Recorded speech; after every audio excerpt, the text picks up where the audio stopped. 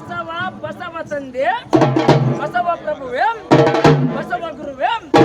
ಬಸವ ತಂದೆ ಬಸವ ತಾಯಿಯೇ ಬಸವ ಗುರುವೇ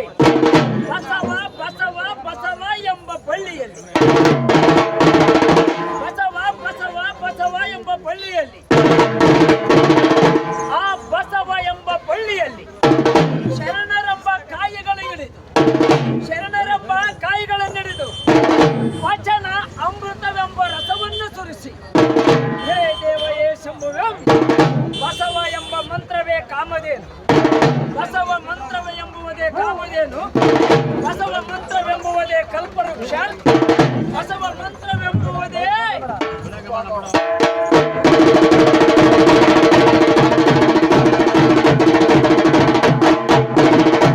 ಬಸವ ಎಂಬುವುದೇ ಸುಜ್ಞಾನ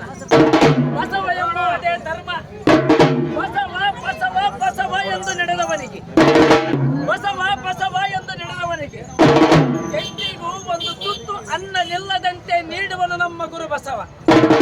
ಬಾ ಎಂಬ ಅಕ್ಷರದ ಒಳಗೆ ಬಾ ಎಂಬ ಅಕ್ಷರದ ಒಳಗೆ ಭವಸಾಗರವನ್ನೇ ದಾಟಿ ಬಾ ಎಂಬ ಅಕ್ಷರದ ಒಳಗೆ ಸಂಸಾರ ಎಂಬ ಬಂಧನದಿಂದ ದೂರವ ಮಾಡಿ ಹೇ ದೇವ ಹೇ ಶಂಭುವೇ